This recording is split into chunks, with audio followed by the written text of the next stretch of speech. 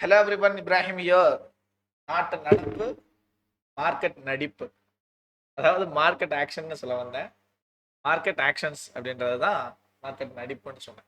Market நடிக்கல, கரெக்டாக react ஆகிட்டு இருக்கு. நான் ஆல்ரெடி நேற்று சொல்லியிருந்தேன்ல, நிஃப்டி வந்து விழ போகுது, நாளைக்கு வந்து விழும், இந்த லைனுக்கு கீழே வந்தால் நீங்கள் செல் பண்ணிக்கலாம் அப்படின்றதெல்லாம் சொல்லியிருந்தேன். ஆல்மோஸ்ட் நான் சொன்ன மாதிரி மார்க்கெட் வந்து ரீச் ஆகிடுச்சு.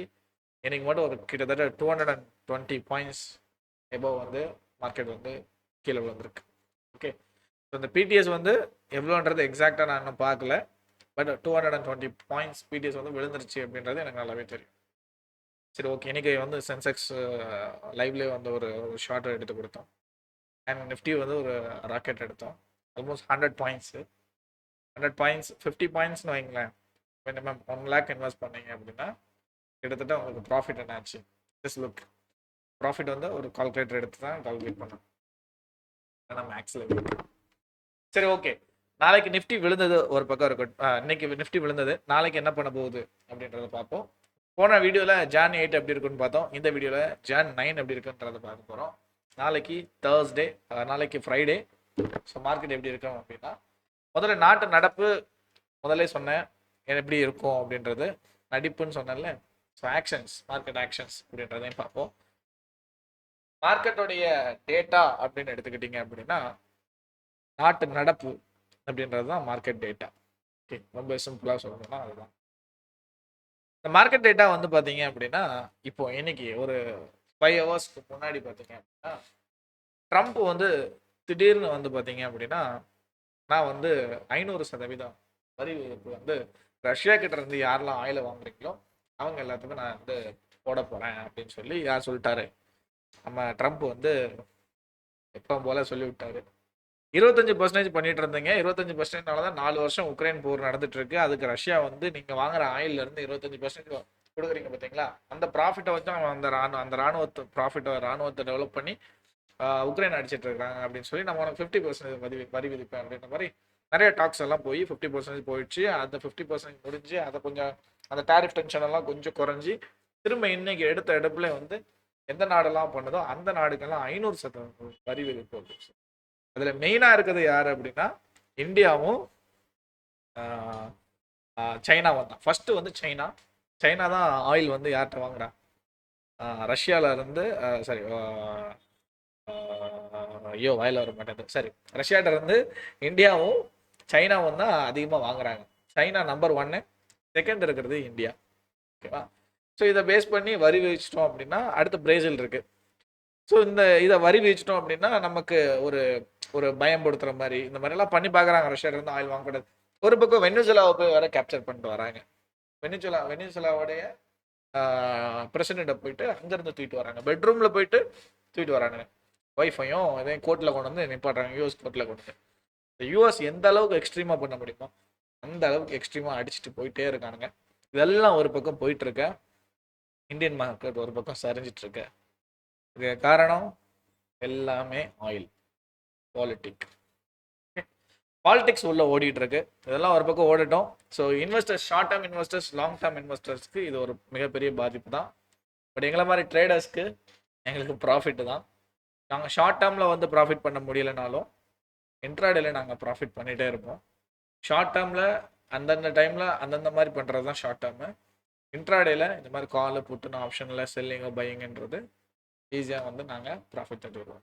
ஸோ இதை மாதிரி நீங்களும் ப்ராஃபிட் பண்ணணும் அப்படின்னு நீங்கள் ஒரு இண்டிவிஜுவல் ட்ரேடராக இருந்தீங்கன்னா என்ன மாதிரி ப்ராப்பராக வந்து ட்ரேடிங் கற்றுக்கிட்டு பண்ணணும்னு நினச்சிங்க அப்படின்னா நான் கோர்சஸ் கண்டக்ட் பண்ணிட்டு இருக்கேன்.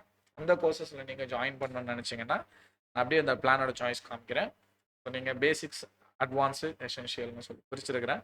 So professional, essential. ஓகே, இதில் உங்களுக்கு எது வேணுமோ நீங்கள் தாராளமாக எடுத்து ஜாயின் பண்ணிவிட்டு கிளாஸஸ் கண்டினியூ பண்ணலாம். அந்த கிளாஸஸோடய சேர்ந்து உங்களுக்கு டிப்ஸும் கொடுத்துருவோம். இப்போ not satisfied with our classes அப்படின்னா ரீஃபண்டபுள் ஆச்சு. ஓகே, நாங்கள் ரீஃபண்டும் பண்ணிடுவோம். Okay, coming to the topic. நாளைக்கு நிஃப்டி அப்போ டெக்னிக்கலாக எப்படி இருக்கும்? ஃபண்டமெண்டலாக பார்த்தீங்கன்னா இது 1 வீக் வந்து இதில் ஒரு இது வந்து இன்னும் அமல்படுத்தலை. இந்த வந்து பேசுகிறாங்க, மசோதாவில் வந்து பேசுகிறாங்க இந்த மாதிரி வந்து 500 500% 10 மடங்கு இல்லை.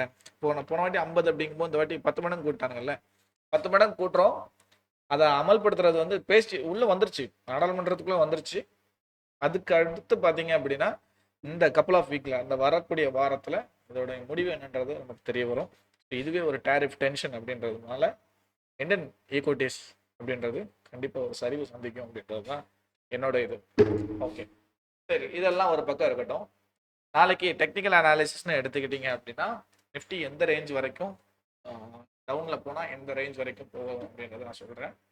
பியூர் செல்லிங் அப்படின்றது நடந்திருக்கு. ஸோ ஃபஸ்ட்டு பார்த்தீங்க அப்படின்னா ஃபஸ்ட்டு சப்போர்ட் அப்படின்னு எடுத்துக்கிட்டோம் அப்படின்னா ஹரிசாண்டல் போட்டுக்கிறேன், நோட் பண்ணிக்கங்க. 25,850 அப்படின்றது இருக்கும். 847 இருக்குது இல்லையா? ஓகே, 850 அப்படின்றது இருக்கும். ரவுண்ட் ஃபிகரில் மார்க்கெட் பேஸ் பண்ணிக்கங்க. ரெண்டாவது பார்த்தீங்கன்னா நான் அந்த பிவோட்டை பேஸ் பண்ணி சொல்ல எக்ஸாக்டாக தான் அது காமிக்குது 800 அப்படின்றது. ஓகே, 25,800 பிவோட் பேஸ் பண்ணி பண்ணல, இண்டிகேட் ஜஸ்ட் ஆன். இப்போ தான் நான் 3 நாளாக இண்டிகேட்டர்லாம் யூஸ் பண்ணுறேன். இதுக்கு முன்னாடி இண்டிகேட்டர்ஸ் யூஸ் பண்ணுறது பண்ணவே மாட்டேன். ஜஸ்ட் நம்ம ஸ்க்ரீனில் ஷேர் பண்ணால் வந்து என்ன பண்ணுறாங்கன்னா, இல்லை என்னடா சார்ட்டில் ஒன்றுமே இல்லை, இவர் எப்படி ட்ரேடர் ஆவீங்க? சரி, ஓகே, எல்லாரும் வந்து ஒரு ஒரு ஐகானிக் வச்சுக்கிறதுக்கு தான் நம்ம வந்து இந்த மாதிரி இண்டிகேட்டர்ஸ் யூஸ் பண்ணுறோம். சப்ஸ்கிரைப் பண்ண மறந்துடாதீங்க, பெல் ஐக்கானை கிளிக் பண்ணவும் மறந்துடாதீங்க. உடனே அப்படி பண்ணுங்க. அப்படி பண்ணிட்டு பெல் ஐக்கானை கிளிக் பண்ணி ஆல் அப்படின்ற நோட்டிஃபிகேஷன் கிளிக் பண்ணிட்டீங்கன்னா லைவ் வரும். Indian market, forex market, crypto market, இந்த லைவ் வரும்போது உங்களுக்கு நோட்டிஃபை ஆகும். தேர்ட் பார்த்தீங்க அப்படின்னா இமீடியட் சப்போர்ட்டாக பார்த்தீங்க அப்படின்னா 25,780 அப்படின்றது இருக்கும். அதையும் பிரேக் பண்ணிச்சுன்னா 750 அப்படின்றது ரவுண்ட் ஃபிகராக இருக்கும். ஸோ இதான் சப்போர்ட்டோட லெவல்.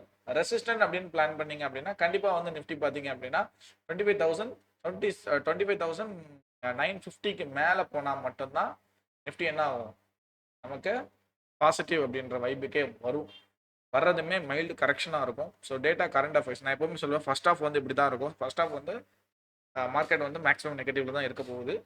செகண்ட் ஹாஃப் வந்து என்ன வேணாலும் நடக்கலாம், அது டேட்டா பொறுத்து இருக்கு. இன்றைக்கே நீங்கள் பார்த்துருப்பீங்க. ஓகே, ஸோ இது பை சான்ஸ் அப்படின்றது போச்சு அப்படின்னா நீங்கள் 25,000 அடுத்து ஃபஸ்ட்டு ரெசிஸ்டன்ஸ் 25,950 அப்படி பிரேக் பண்ணி போகுது அப்படின்னா அடுத்து 26,000 இருக்கும். அதுக்கப்புறம் பெருசாக மேலே போகிறதுக்கு ஒன்றும் வாய்ப்பு கிடையாது. அந்த S2 அப்படின்றது இருக்குது பார்த்தீங்களா, ஸோ அது வரைக்கும் தான் 26 அப்படின்றது வரைக்கும் தான் இருக்கும். ஸோ இதுதான் என்னுடைய சப்போர்ட் அண்ட் ரெசிஸ்டன்ஸ். நாளைக்கு மார்க்கெட் வந்து இப்படி தான் ஃபங்க்ஷன் ஆகும் அப்படின்றது. அப்படி நாளைக்கு பெருசாக மூவ் ஆகலை அப்படின்னா அந்த ரேஞ்ச் மூவ் அப்படின்றது இருக்கும். அது 25,950 இருந்து 25,880 அப்படின்றது வந்து உள்ள அப்படியே ஒரு 50 பாயிண்ட்டுக்குள்ளே ஃப்ளக்சுவேட் ஆகிறதுக்கு வாய்ப்பு இருக்கு. இதுதான் நிஃப்டியோட நிலவரம். பேங்க் நிஃப்டி இதெல்லாம் பற்றி பார்த்தோம்னா பெரிய வீடியோ போயிட்டே இருக்கும். நான் இன்னைக்கு மார்க்கெட்டோட நிலவரத்தை சொல்லணும், இன்னைக்கு ஏன் விழுந்தது அப்படின்றது தான் அந்த வீடியோ கூட நினச்சேன். ஸோ வீடியோ மறந்துடாமல் சப்ஸ்கிரைப் பண்ணி பெல் ஐக்கான் கிளிக் பண்ணிங்க. நம்ம கிட்ட ப்ரீமியமில் ஜாயின் பண்ணி நீங்கள் ட்ரேட் பண்ணணும்னு நினச்சிங்கன்னா நான் மினிமம் 50 to 60 பாயிண்ட்ஸ் பிடிக்கிற ஆள். ஸ்டாப் லாஸை மினிமைஸ் பண்ணி ட்ரைலிங் ஸ்டாப் லாஸில் கூட்டு போய் பெரிய ப்ராஃபிட் அட்டன் பண்ண வைக்கிற ஆள். ஸோ நீங்கள் 50 லட்சம் 60 லட்சம் 1 crore வச்சு பண்ணுறீங்க அப்படின்னா தாராளமாக என்னை காண்டாக்ட் பண்ணி உங்களோட ப்ரீமியமை செட்டில் பண்ணிக்கோங்க. Thank you so much, have a good day. Minimum இன்வெஸ்டரோ பிகினர் இன்வெஸ்டரோ நீங்கள் தாராளமாக வந்து உங்கள்கிட்ட கிளாஸ் படித்து பண்ணிக்கலாம். All the very best, thank you all, bye bye. இந்த சப்ஸ்கிரைப் அப்படின்றத வந்து தட்டாமல் மறந்துடாமல் தட்டிடுங்க. Bye bye.